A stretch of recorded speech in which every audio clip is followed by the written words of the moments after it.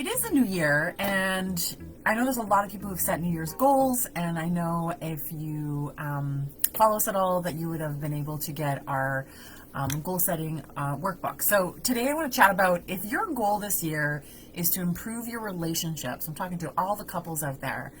I want to talk to you about when is the best time to get help.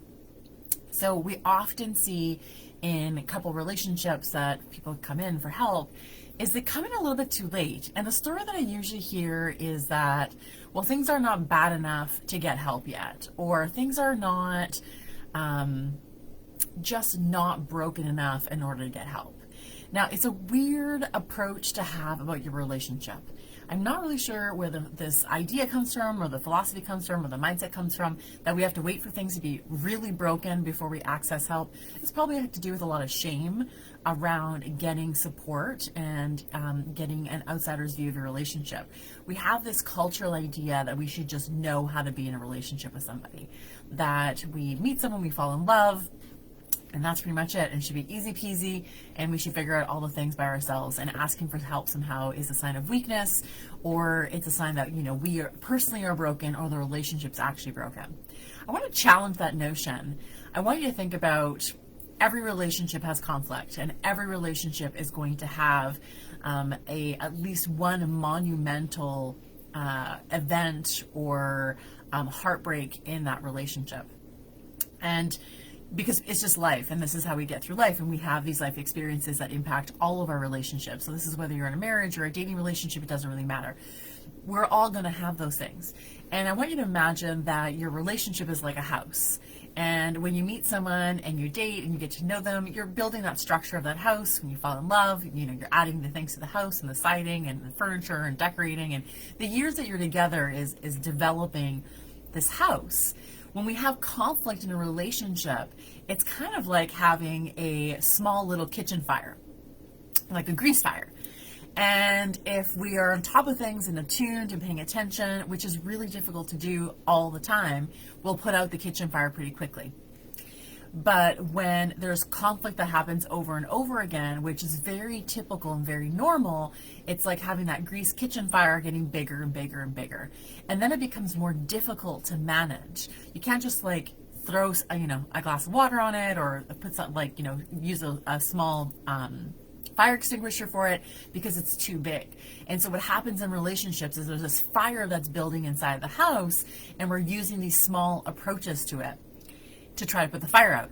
And then we have this idea of being shameful about it and saying, well, the fire is just not big enough yet, so we'll just wait until the conflict is bigger before we actually go get help, or do some couples counseling, or get an outsider's person's point of view. And what happens with that is that we start to build resentment in a relationship. Now, resentment, disrespect, and contempt, these three things are relationship killers, especially resentment.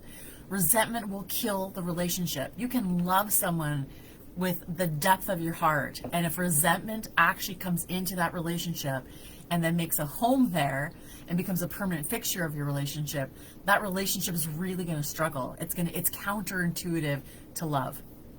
So I want you to think about conflict as like little tiny fires in your home.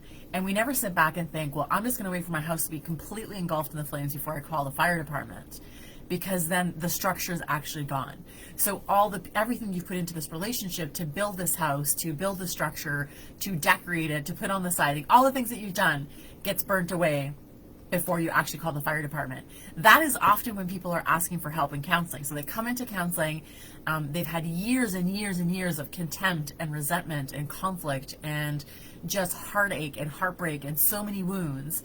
It's like the house is completely on fire, and then they come to counseling and they have this expectation that somehow a counselor is going to rebuild that house for them and put out the fire, and there won't be any damage. But the truth is, there is a lot of damage. So if your New Year's goal is to work on your relationship, to improve communication, to improve intimacy, to be better parents together, to be on the same page together, to manage conflict better, to deal with extended family conflict potentially that's coming into your life, whatever it is about your relationship that you're making some goals around, I want to encourage you to ask yourself, is this like a little kitchen fire, or is this like getting into a bigger fire? And that is the point where you need to start asking for some help and think about maybe seeing a counselor or doing some self-help book. There's a lot of books out there that you can integrate into couples counseling so that it doesn't feel like you have to come every single week, but that it's something that you can do prolonged and work together over a period of time. There's a ton of different ways to do couples work. I encourage you to really think about what's happening in your relationship, and if you have these goals, to do something about it. I'm all about New Year's and setting really, really great goals and helping you get to where you want to be. So don't let the fire get too big before you ask for help. It's okay to call the fire department before things are out of control. And it's the same thing with your relationship. It's okay to ask for help before things are really out of control and the conflict has gone on for years and years and years. So remember that. Resentment, disrespect, and contempt are 3 major pillars that take away from love and connection and a relationship. And that counseling can really help with that. So I hope you have a great day, and I'll see you next week.